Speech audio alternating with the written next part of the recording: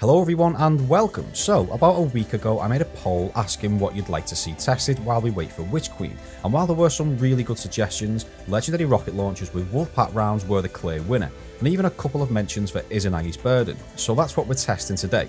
The weapons I've chosen will be Kojuela with Impulse Amplifier and Frenzy, and the same again but with Lasting Impression. I didn't have Frenzy and Impact Casing on the one weapon, and I wanted to keep these two on a level playing field, so haven't included it with Lasting Impression either.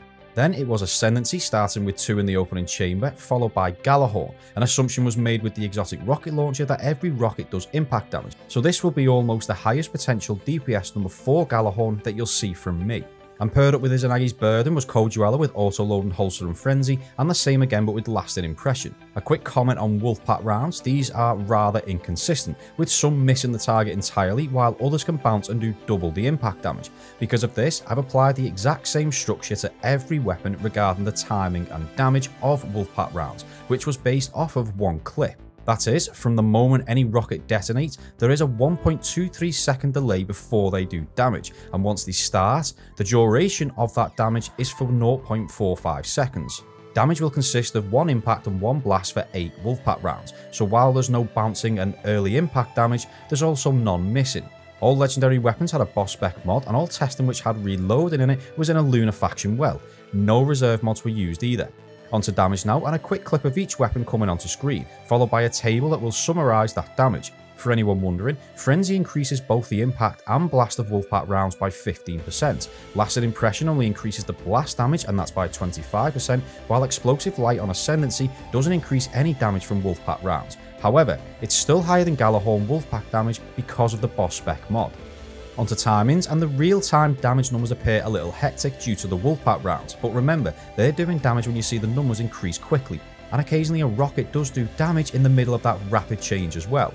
2 rockets in the opening chamber allows Ascendancy to gain a noticeable lead and not realistically be caught up, but it is closely followed by Frenzy. Then it's typically Galahorn in 3rd place, and as I expected, Lasting Impression at the back, and just reinforcing my opinion that this is one of the most overrated perks in the game, and not just for DPS. Too much of a delay to detonation and or not enough of a buff to damage. It's the best here for total damage, just if you're happy to wait a few days for it to do that. Ascendancy on top for DPS, and as you'll also see in the graph soon, it doesn't just average more damage per second or with a full-time firing, but it's doing more damage at almost any second. Quickly taking a look at Frenzy and Lasting Impression on an auto load Kojuela and paired with Izanagi's burden. Damage from the rocket launchers remained the same, while Izanagi's did 72,717 per round. Divide that by 2 because Kali, and the value used for the test was 36,359, so rounded up. I don't have an auto loading Kojuela with Frenzy, so I'm using a clip with Lasting Impression. Only when the rocket impacts the wall, instead of waiting for the detonation, both impact and blast damage is recorded at the same time for the Frenzy variant. I'm not aiming down sight as that would introduce inconsistencies, however it will make up somewhat for any lack of skill when weapon switching. I fired just 5 rockets and 5 rounds from Izanagi's as there were no reserve mods, and as you could probably predict, Lasting Impression has marginally more total damage, but is consistently behind for the full test. DPS might not be quite as high as expected for these, but that's because it actually taken me significantly longer to fire 5 rockets and 5 sniper rounds than it did to just fire 7 rockets alone. Despite that, total damage for both is way ahead of any rocket launcher by itself. Onto the graph now, and we're starting with Sleeper Simulant in a lunar well and Whisper of the Worm with no delay to proc Whisper breathing, meaning you need to be aiming down sights before the damage phase starts. Bringing the rocket launchers on one at a time, starting with just Frenzy. And this actually does a brilliant job of staying with the 2 exotics, and never really falls far behind apart from at the end, but it does lack a little total damage in comparison.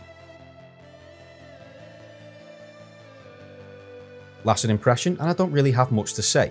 The graph says it all.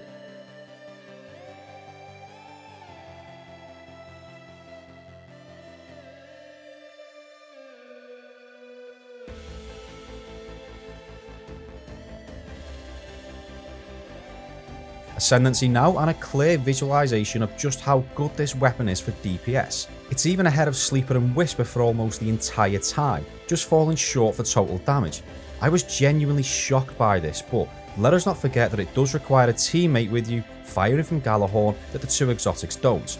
Speaking of which, here is Galahorn, and it does surprisingly well. It's able to just about hang with the other 2 exotics, However, that falls off gradually the longer it's fired for, and it does suffer massively with total damage, suggesting it's just the 2 rockets in every chamber that's given this a fighting chance. Something very important to remember here, and I've already said this, is that I'm assuming every rocket does impact damage, and that definitely isn't guaranteed when using this weapon in game. Moving on to the Izanagi's burden combos now, and starting with Lasting Impression, and what you're looking at is typically the second worst here for DPS. However, total damage is the second highest in the test, falling behind that of Whisper of the Worm only.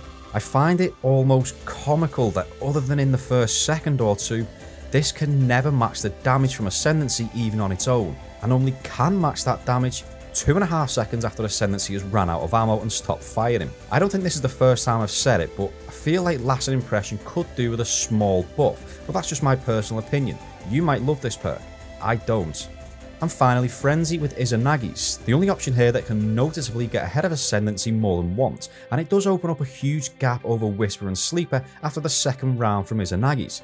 From here on though, it does start to drop off a little.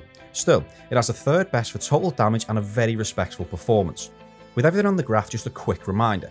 Results for anything with Wolfpack Rounds will vary, due to the inconsistencies that they inherently possess. Bouncing mini rockets that do impact straight away and then come back round for more impact damage and blast. Mini rockets that abandon everything and just don't hit the target at all. That's why I applied a fixed structure to their damage and timings across all rocket launchers, to get a better comparison between everything.